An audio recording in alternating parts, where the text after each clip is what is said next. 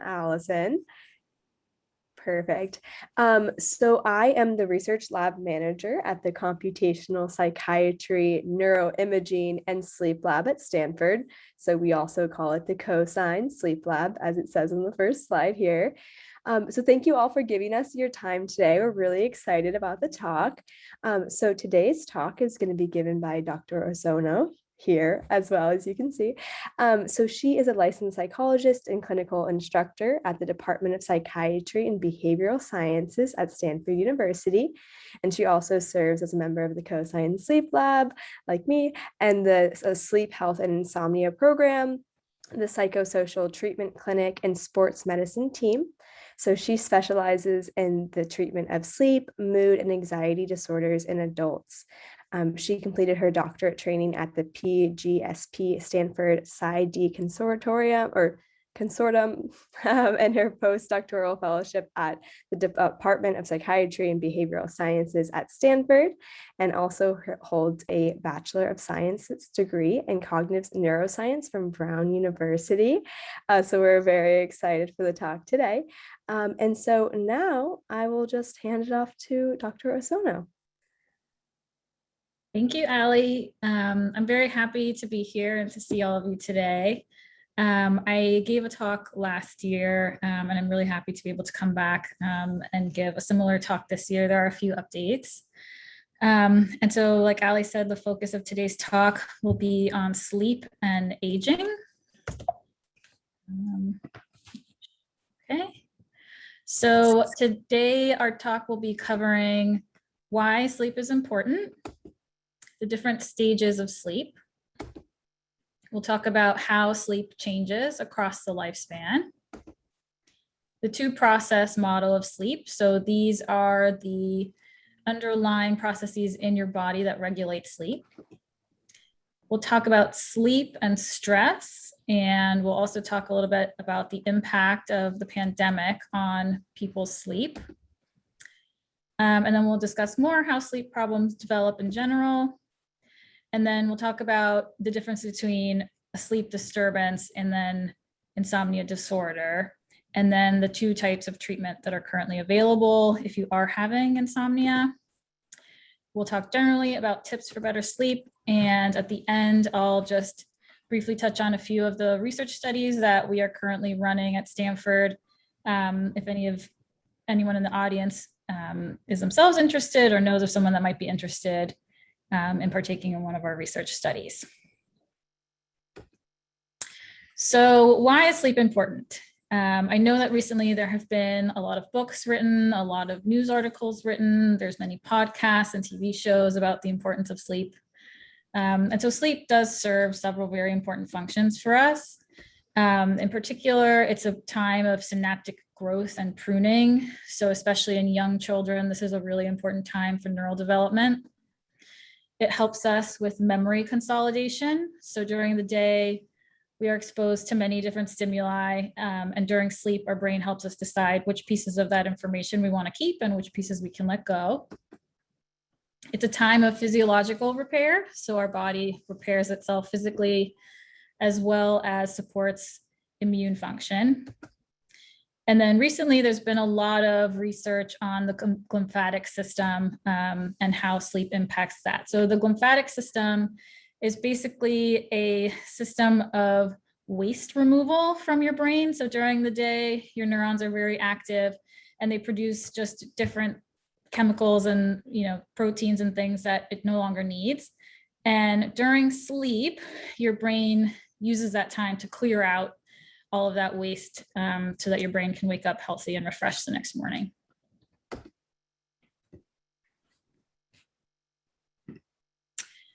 So different stages of sleep.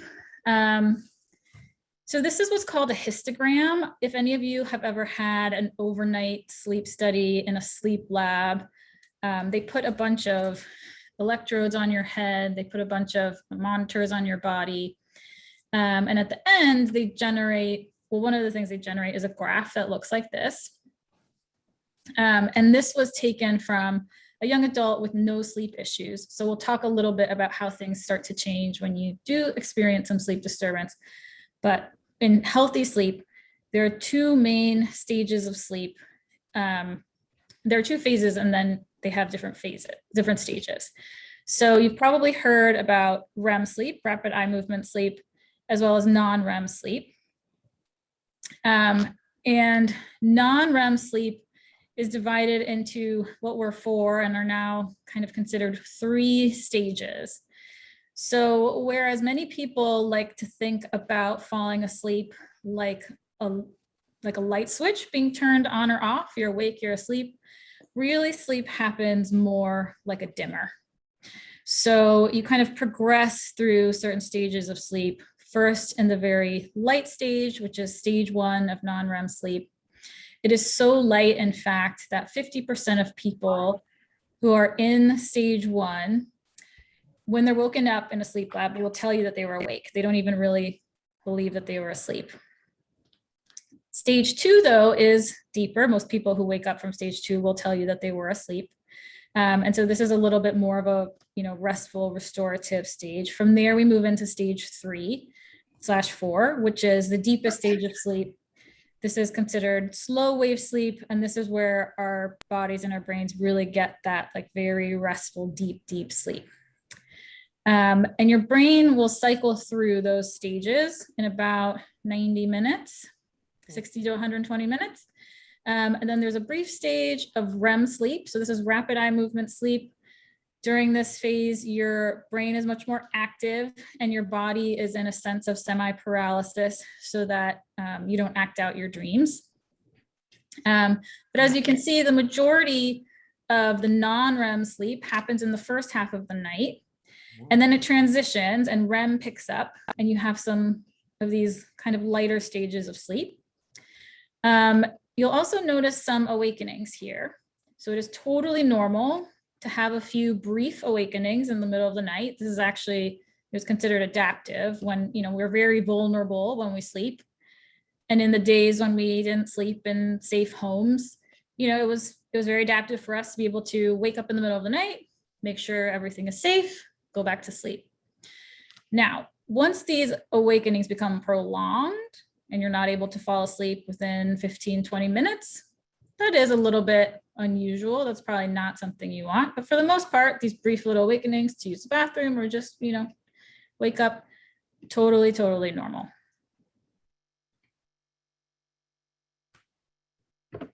So sleep does change across the lifespan. So this is a similar histogram to the one you saw in a young adult. So again, you'll see the majority of this very deep, slow wave sleep happening in the earlier part of the night, and then more REM, more dreaming in the later part of the night. When we get older, though, you'll see that sleep changes quite a bit. There's significantly more awakenings here. There's less time in these really deep stages of sleep, and there's also less REM. So sleep definitely changes. We are not 100% sure why. Many of these changes, I think, are complicated by the fact that we also are more likely to develop medical conditions as we get older that disrupt sleep, right? So for instance, having an overactive bladder, you might wake up more.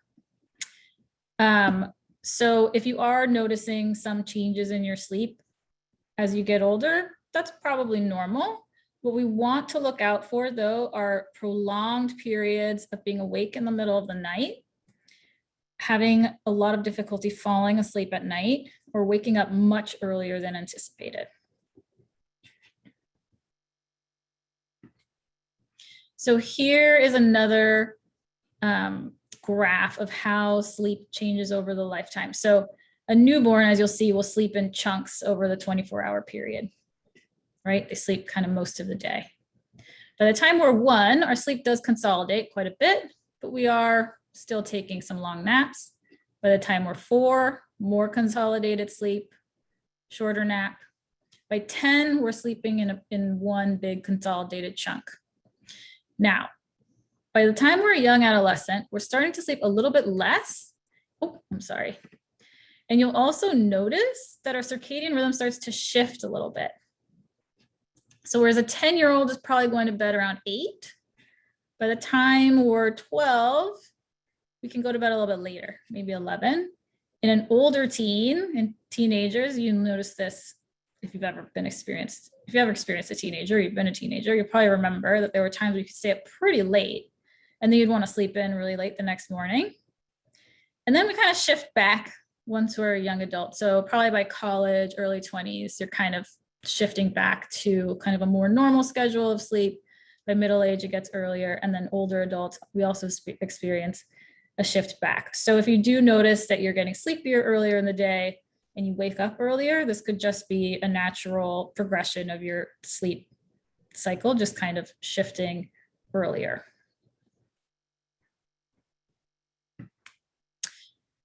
So sleep-wake cycle, this is what's called the two-process model of sleep. So we have two main processes that regulate sleep in our bodies over the course of the day. So the first is called your homeostatic sleep drive. This is akin to your appetite for sleep. So assuming you've slept very well the night before, if you wake up in the morning, your sleep drive should be pretty close to zero.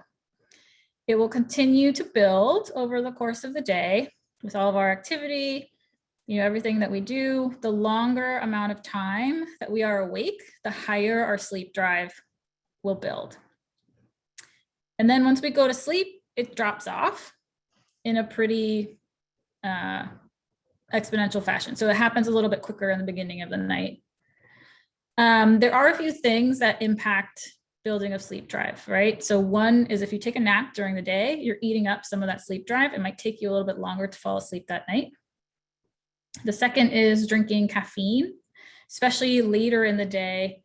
Caffeine is an adenosine receptor blocker. So adenosine is what builds up in your brain and what is, drives the sleep drive.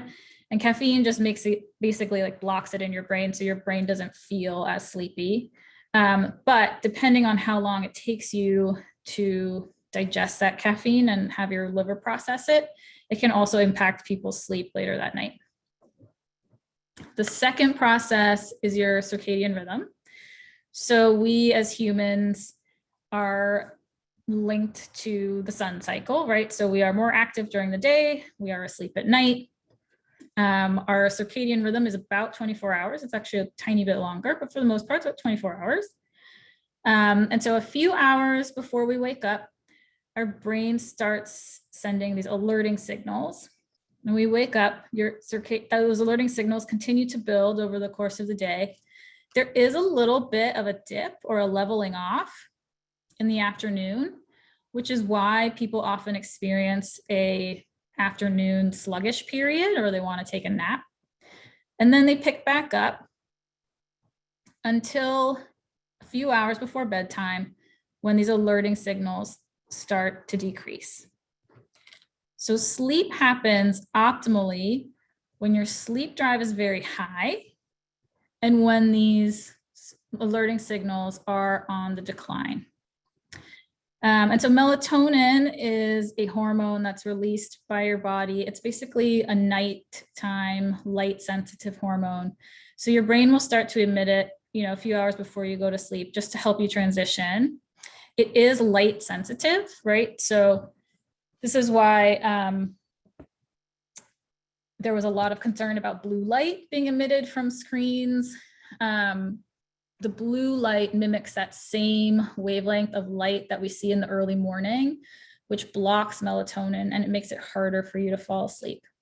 So if you are using screens in the evening, we typically suggest that you either shift your devices to night mode, which just it just blocks the blue light, so it looks a little bit more yellow. Or you can buy some blue light filtering glasses, or you can just decide that nighttime isn't going to be a time for screen time.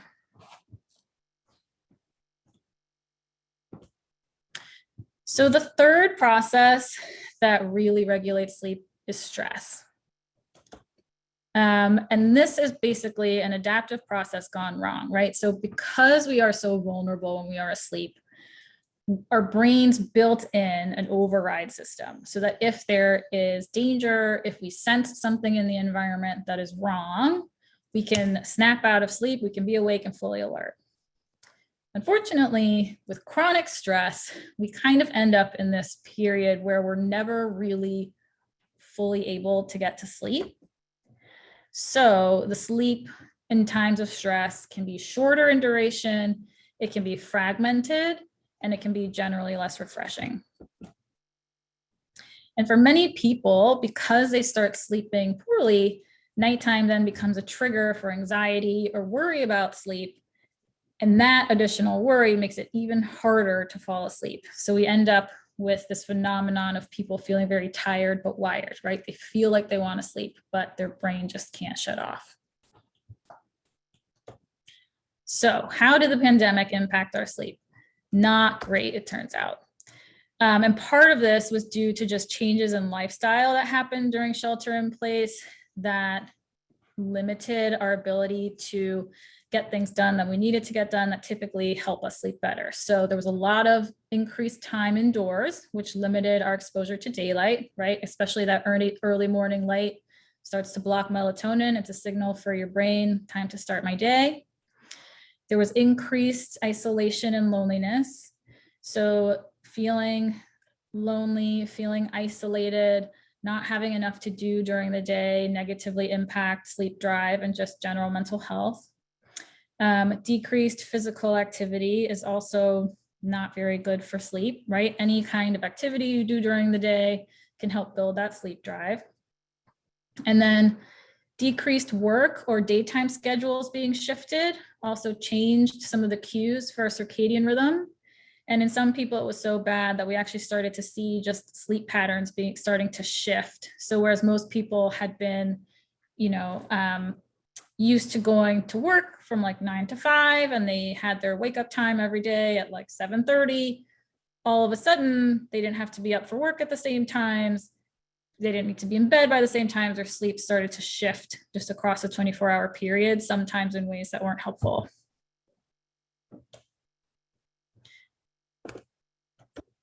Okay, so how do sleep problems develop in general? This is the 3P model of chronic insomnia developed by Dr. Spielman. So assuming that this dashed line is the threshold for insomnia, if you are under this line, you do not have insomnia, you sleep well. But if you're over the line, you do have insomnia.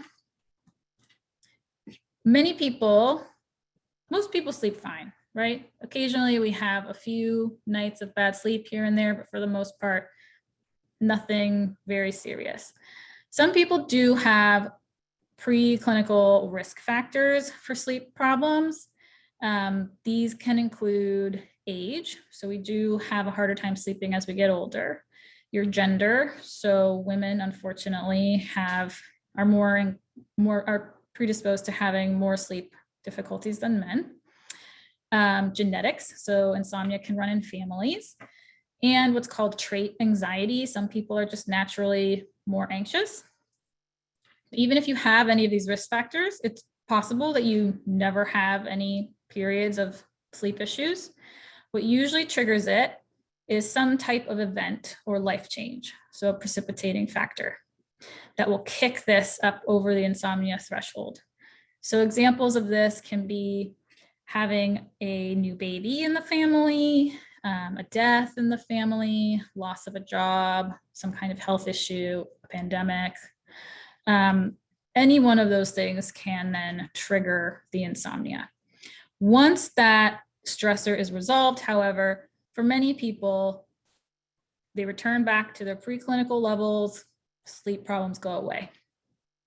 Unfortunately, for many people, we start to develop either beliefs about sleep or behaviors that in the short term we think are going to be helpful, but in the long term actually end up promoting the sleep difficulty so much that even once the stressor resolves, this insomnia sticks around.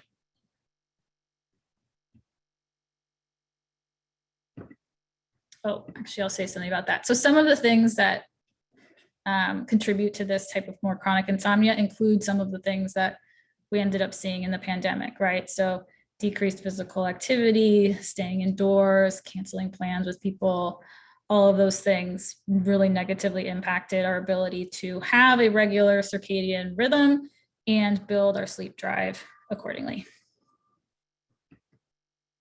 So insomnia disorder. So what's the difference between just having occasional poor nights of sleep and actually having an insomnia disorder? So insomnia disorder includes both nighttime and daytime symptoms. So in the nighttime, people typically report having difficulty initiating sleep, maintaining sleep throughout the night, so they wake up several times, or waking much earlier than desired. So usually in that 2-hour period before your alarm goes off.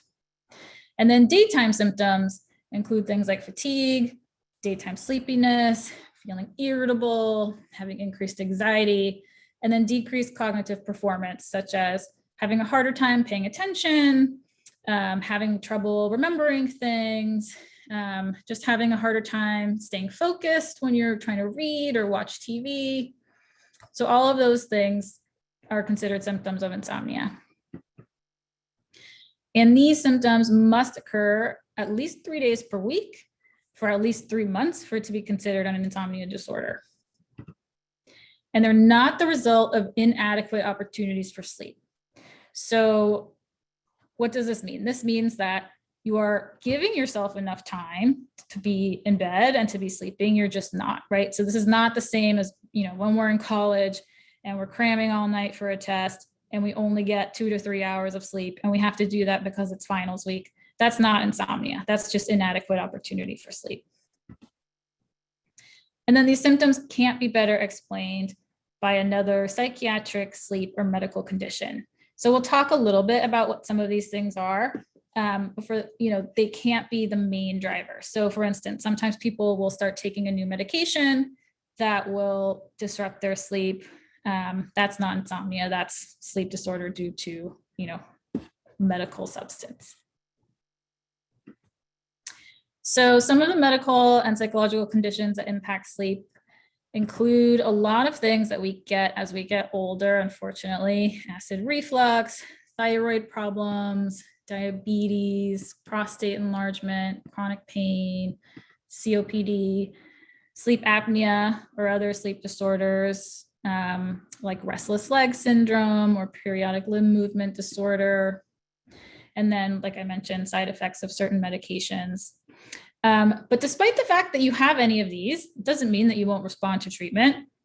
You can certainly sleep better even if you have some of these things. The psychological conditions include depressive disorders, which we saw a lot of during the pandemic. Bipolar disorder disrupts sleep. Post-traumatic stress disorder increases sleep difficulty and increases nightmares. Generalized anxiety, right? So people who just happen to have much higher levels of anxiety typically have harder time sleeping. Substances. Some of the substances make it harder to sleep because they're stimulating. Other ones are depressants, but if you stop taking them and you go into withdrawal, you can have a rebound insomnia. And then neurocognitive disorders. So these are dementias. So sometimes sleep disorders will precede the onset of dementia. Sometimes the sleep disorder will occur within the context of that. So let's say you're having some insomnia. What are some pharmacological treatments? So for a long time, it was benzodiazepines. These are not prescribed as much anymore because they are habit forming. It's really hard to get off of them once you do start. And so there are non-benzodiazepine hypnotics, which are prescribed a little bit more. So you might have heard of Ambien, Lunesta, Sonata. These are also now not being prescribed as often because long-term, they have anticholinergic effects, which impacts memory in the long term. So really, if you're having long-term sleep difficulties, these types of medications probably won't be prescribed. These are really used these days for very acute instances of sleep disorder. So, someone passed away, you're not able to sleep, maybe a doctor will write you a prescription for 2 or 3 months, and then it's assumed that that grief will resolve and you'll get back to sleeping normally. For longer term sleep difficulties, some safer options include antidepressants that happen to have some hypnotic effects. So these include trazodone, mirtazapine, amitriptyline, and doxepin. So doxepin at low doses helps. So most of these help with sleep onset. Doxepin actually helps people stay asleep and if they wake up too early. So there are, treatments that can fit your specific set of sleep issues.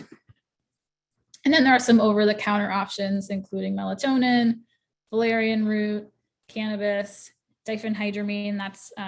That's the main chemical in Benadryl, makes you feel drowsy. Cannabis is kind of interesting. There's a lot more research being done on this now. For a long time, the only research we had said that the CBD was really what would help sleep. And now we're starting to see that THC can also help people sleep. So it's, I can't really give you a recommendation in terms of cannabis use. There's just not enough information yet. There's not enough research to really say which of those or whether a combination would ultimately be most helpful. So for non-pharmacological treatments for sleep, there are some options as well. And these are within the cognitive and behavioral realms. So basically this means no medication. We are just changing certain behaviors that can impact your sleep negatively, or cognitions, right? So if there are certain sleep-related anxieties or certain worries or different beliefs people have about sleep that negatively impact sleep, those are what will be addressed. And these types of, these treatments have been studied for well over 50 or 60 years. They are proven effective in general population and in older adults. They can help you decrease the time it takes to fall asleep. You'll have fewer middle of the night awakenings, right? So sleep becomes consolidated again. It can increase your sleep efficiency, which means that the time in bed that you're spending, you'll spend more of that time in bed sleeping instead of laying awake, staring at the ceiling, feeling frustrated, etc. And it also improves the quality of sleep. And basically it does this by reducing cognitive or physiological arousal that ends up keeping people awake. And at this point, we have so much data, and we've actually seen that you can have benefits whether you get these types of treatments individually, in a group format, via telephone, via telehealth, or even self-help books. There are also a lot of apps as well where you can kind of self-guide yourself through some of these treatments. All of them work. It's mostly about finding what's the best fit for you. So, tips generally for better sleep. You should be in a sleep environment that's cool, quiet, dark, comfortable. If you can't change some of these things, so for instance, people will say that they have a bed partner who snores. Earplugs are wonderful. There are YouTube videos of how to appropriately put them in your ear canal so that they don't fall out during the night and they really block out the noise. Blackout curtains can be very helpful for people. We're about to go into daylight savings time and the sun will start coming up earlier. And that can disrupt people's sleep. It can make them wake up much earlier than they anticipate. So wearing an eye shade or getting blackout curtains can be helpful. It's also great to not have any distractions in your bedroom. So pets, cats, for instance, are nocturnal. I sleep with my dog, but she leaves me alone. I know some people have dogs that walk around a lot. It's up to you. Limit caffeine, especially after 2 p.m. So people have they have different tolerances for caffeine. So some people, there's an enzyme in your liver, and depending on your genetics, it either works very efficiently and it can break down caffeine pretty quickly, or it works slower and it can take much longer time. This is why some people say they can't drink caffeine after like 10 a.m. or they won't sleep late. Whereas a lot of people can drink caffeine, 5 p.m., 6 p.m. I can drink caffeine right before I go to sleep and I have no problem. Limit alcohol intake. So alcohol is great at helping you feel relaxed. It can make you feel drowsy. It can help, people believe it can like help initiate sleep, which it does. Unfortunately, once your liver breaks down all of those sugars, there is an activating effect. So 3 to 4 hours after you finish drinking, some people experience an awakening in the night, and then it's much harder to fall asleep afterwards. So one of the things that we suggest initially is cut your alcohol intake in the evenings, see if that makes a difference. Limit liquids 2 hours before bedtime. This is especially important if you are someone who has to use the restroom a lot in the night. And then, as we talked about a little bit earlier, limiting screen time or using a blue light filter on your devices. So the television is the one exception. We sit far enough away from the television that the lumens break down. So they're not actually going to inhibit that melatonin production unless you're sitting very closely. But as long as you're sitting 6 feet or more away from it, it shouldn't impact it. What we're mostly worried about are the tablets or the computers that we sit with very close to our faces. Exercise. Exercise does 2 things. It helps you build sleep drive, right? Physical activity, and it reduces stress. So best bang for your buck, exercise. Turn the clock around. Better yet, take out all the clocks from your bedroom. If you're awake in the night staring at the clock, it's very unlikely you're feeling relaxed, right? Probably feeling terrible. You don't need to know what time it is. Just turn it around. And generally manage your stress. So, what are some great ways to manage stress? Meditation. There's a lot of different types of meditation and people have many different opinions about it. I suggest you try a few types and see which kind you like.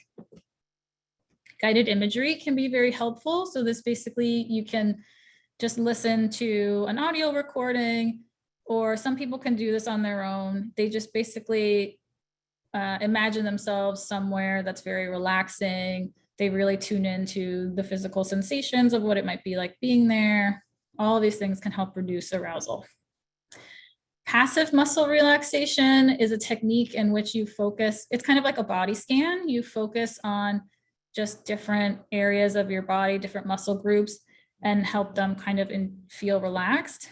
Progressive muscle relaxation is similar, but you actually contract your muscles for several seconds in groups. And when you release, it induces a sense of relaxation. And autogenic relaxation is basically a way of self-talking yourself into relaxing different areas in your different body areas, as well as your brain. Hypnotherapy can be very helpful for some people. Since the pandemic, I don't know anyone that's doing hypnotherapy, but I think that there are YouTube videos, and I think that there might be some providers offering it through telehealth.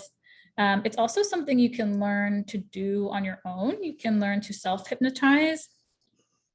And it's essentially just a way to help you induce through suggestion a sense of relaxation. Biofeedback is also wonderful. Again, because of the pandemic, I don't actually know anyone that's doing biofeedback right now.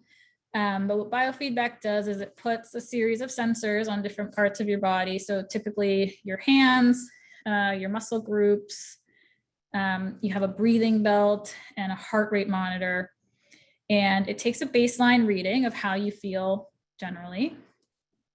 And then you put yourself through a series of stress management techniques. So things like meditation or progressive muscle relaxation. And then we'll show you how all of these physiological readings in your body change once you're in a state of relaxation. So generally what we see is breathing rate significantly decreases, heart rate decreases, skin conductance, so that's just like sweat activity on your hand, goes down, muscles relax. And so as you learn to experience those physical sensations, you can teach yourself over time how to induce that sense of relaxation using some of these techniques, and you can know what the difference is in how you feel. Yoga is also great because it helps you stretch. So it improves blood flow to your muscles, and it helps you regulate breathing. Both of those things help you feel relaxed.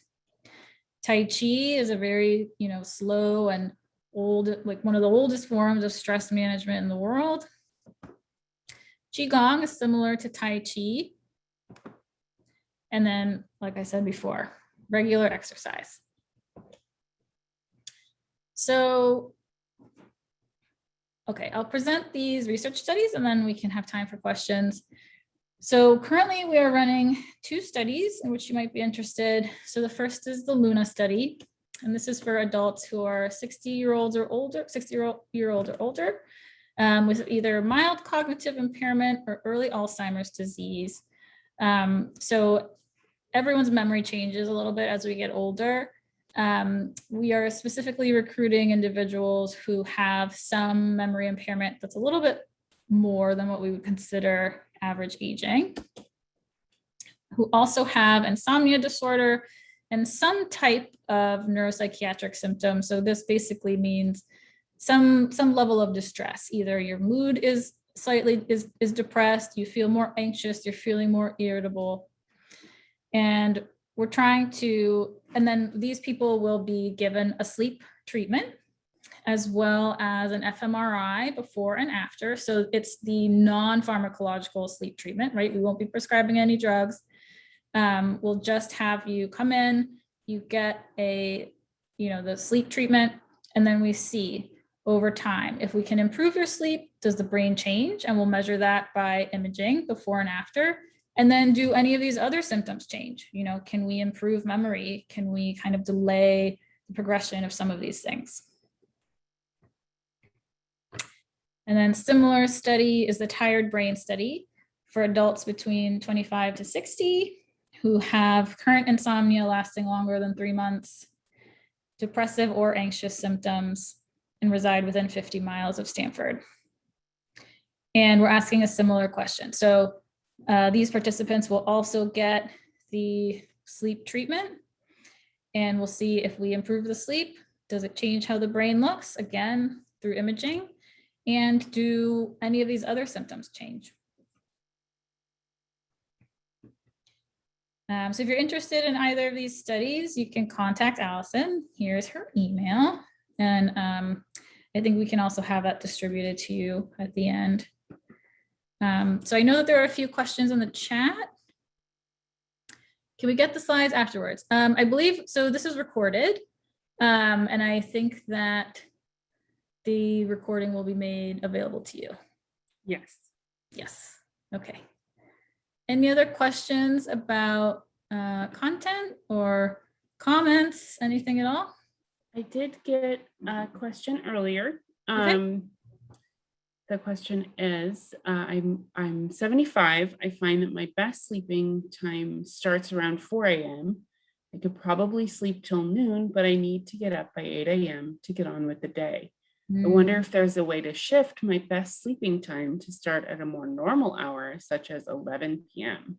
I don't seem to have any of the daytime symptoms of insomnia. Thank you. Okay, yeah, that's a great question. So it sounds like you could sleep about 8 hours just at a time of day that's not convenient for you. And so yes, there is a way to shift your sleep schedule. It takes a little bit of time, and you probably won't be able to do it by yourself. You would have to do it with a sleep psychologist. But essentially, you just start taking a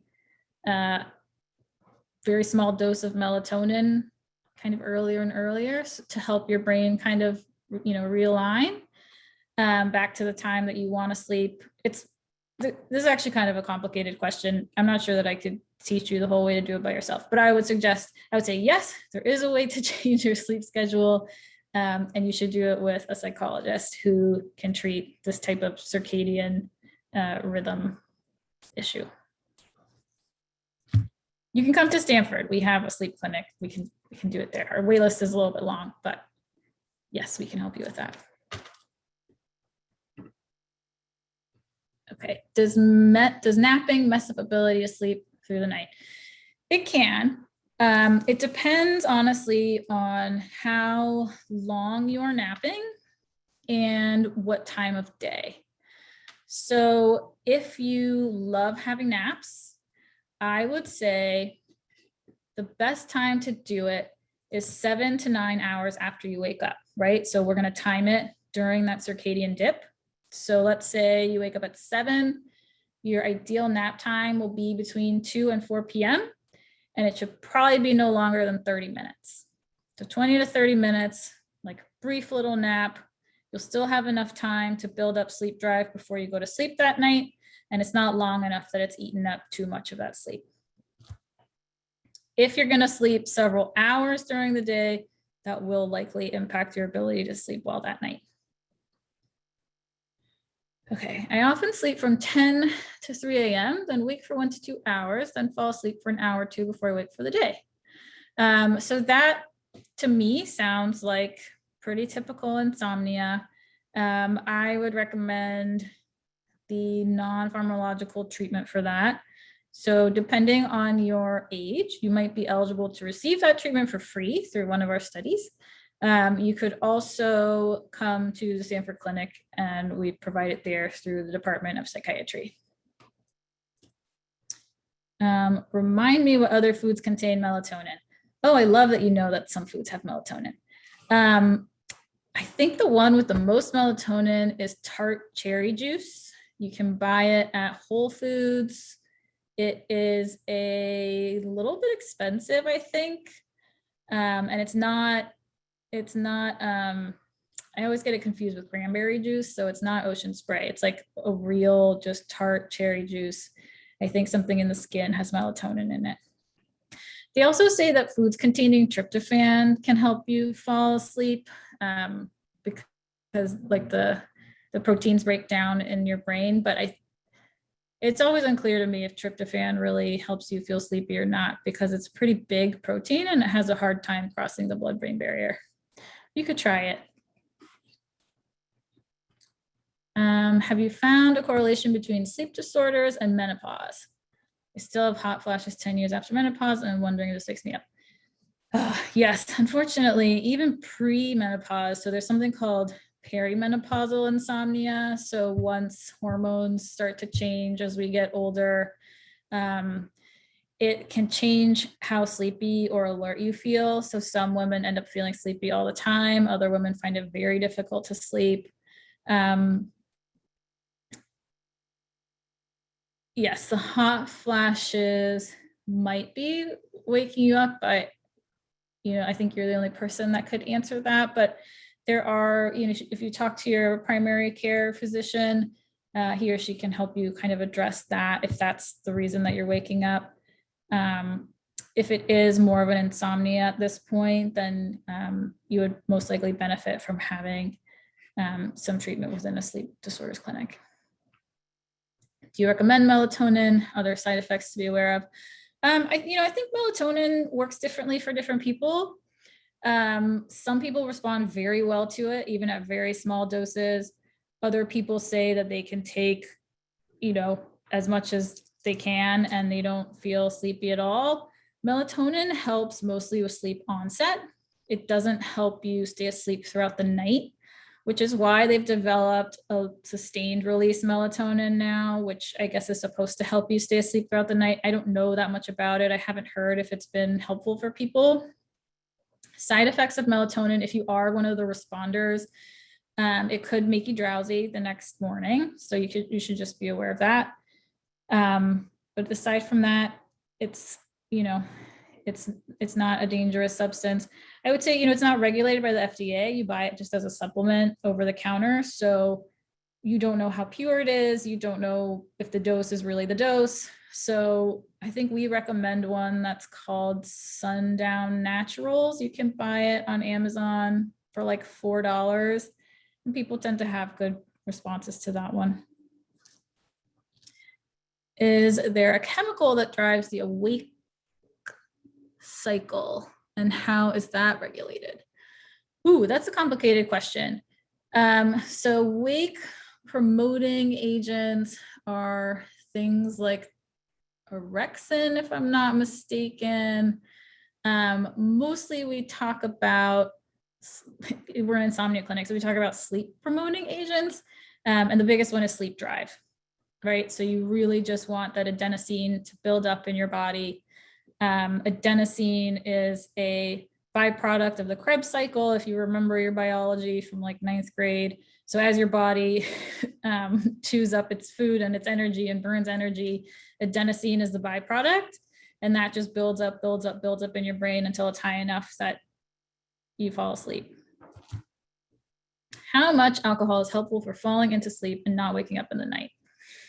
I would say 0, but it's going to be different for different people. Some people are very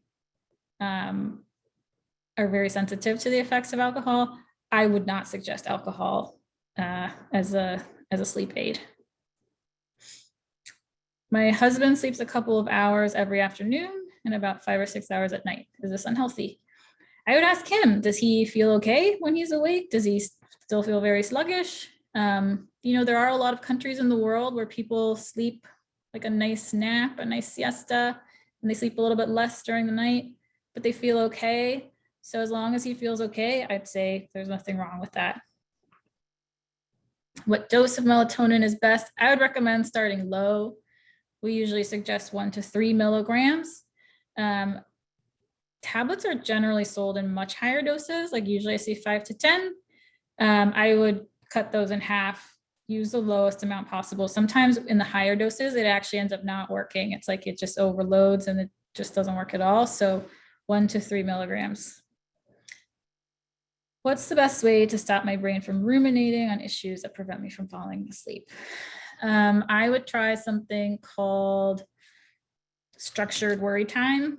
So you give yourself some time during the day, not in the hours right before sleep, earlier in the day, where you sit down and you really think through all the things that pop into your brain at night and you problem solve just very actively for 15, 20 minutes. And then when you go to sleep at night, you can tell yourself, my logical brain is asleep, right? Only my emotional brain is working right now.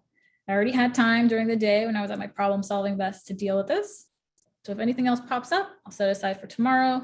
Nighttime is just a time for me to be off duty. If you still have difficulty, I would imagine that that might be more of an insomnia process and you might want to seek some professional help. Okay.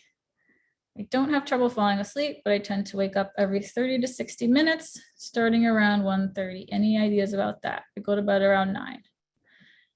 I'm sorry to say that sounds like insomnia, and I would recommend that you find some professional help for that.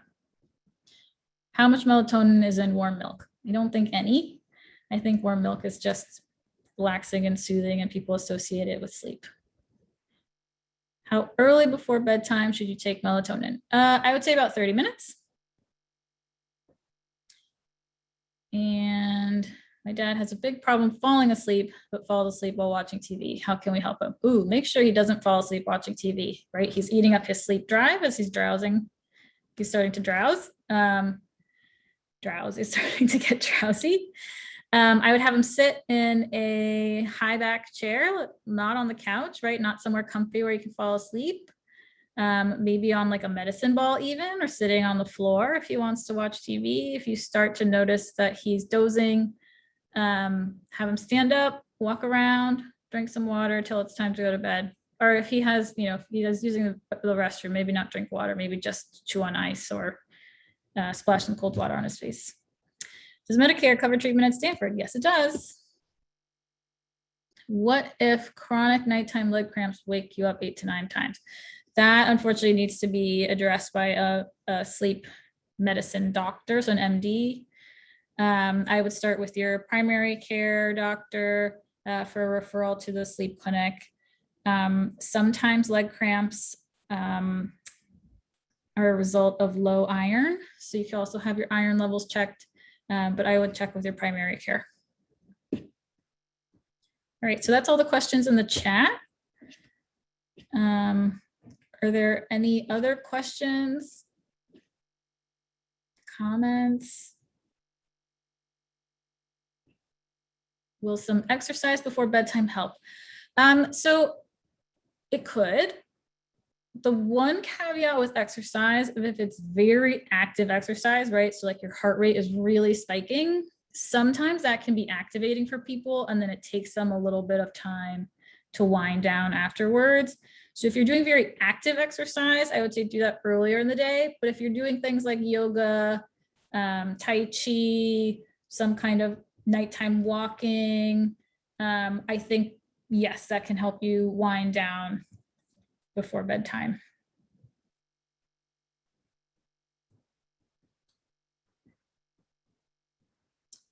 Okay, anything else?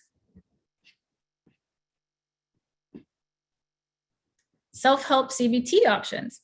Yes. So there are several books. My mentor wrote a few great ones. Her name is Rachel Mamber, Manber. I think her most recent one is called Quiet Your Mind and Go to Sleep. Basically, she walks you through how to do like just, the science behind CBT for insomnia, and then different ways to help you kind of reduce cognitive arousal, induce a sense of relaxation. So I would recommend her books. I would also recommend an app that she helped develop. It's called CBTI Coach. I'll write it in the chat.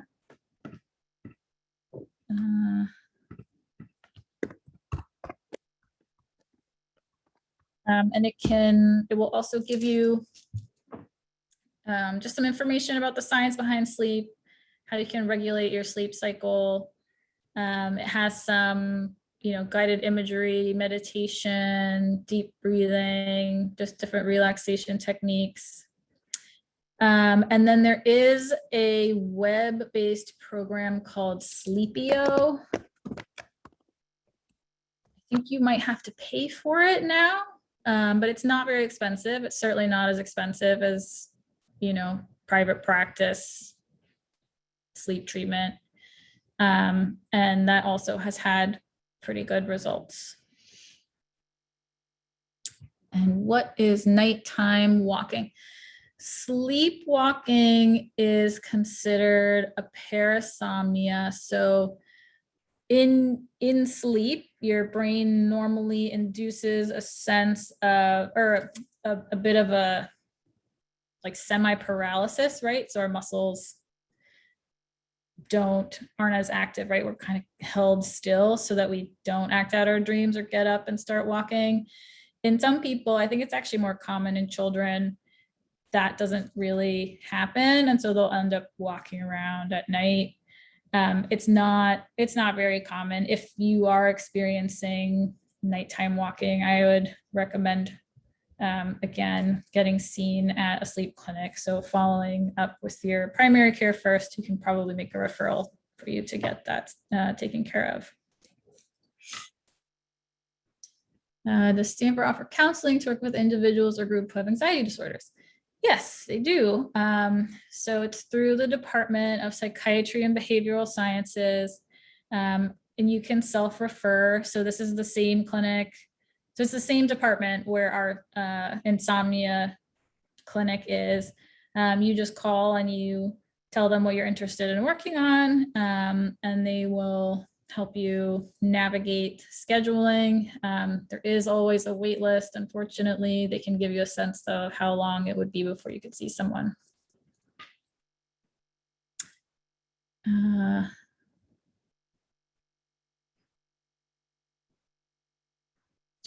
not sure what this question is. And do I recommend nighttime walking? I think that was when you were mentioning that if, activity that doesn't increase your arousal at sleep is like a nighttime walking you had mentioned. Yeah, I think walking at night is fine as long as you live in a safe neighborhood and you're not worried about safety issues. I mean, in terms of like from a physical perspective, I think that's fine. Where do you buy the book? You can buy it on Amazon. And then, is there a wait list to sign up for the studies? There's no wait list. Nope. Right? Allie, is there a wait list? No, there shouldn't be. So yeah, if you just email me, I can get you started in the process as well. And a friend recommended CBD oil. What do you think about that? So yeah, again, there's not a ton of research on CBD or THC or just any cannabis for sleep. I think you could certainly try it and see if you find it helpful. I think in the small number of research studies I have read, the amount of CBD you need to take is like 40 to 50 milligrams, which I think is significantly higher than is usually sold in the oils. But again, some people respond differently. So you could certainly try it and see if it helps.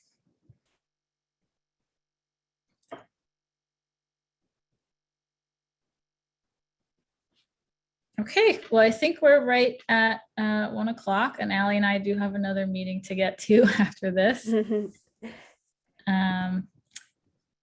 So I will let you all go, but thank you so much for Yeah, thank you, everyone. being here with us today. Yeah, please contact Allie if you're interested in one of our studies, or if you would like to be seen at the Stanford Clinic, you can just call the Department of Psychiatry and you can self-refer. You don't need a doctor to refer you. Allie, what is your email address? Can you put it in chat? Yes, I'll put it in the chat again. Thank you. And I think we can probably send this out as well to everyone. Yeah, I in can the add chat that now. along with the email that I send out with the recording. Perfect. Yeah, that would be great. All right. Thank you, everyone. Enjoy the rest of your Thursday. Thank you. Thank you both so much. Bye.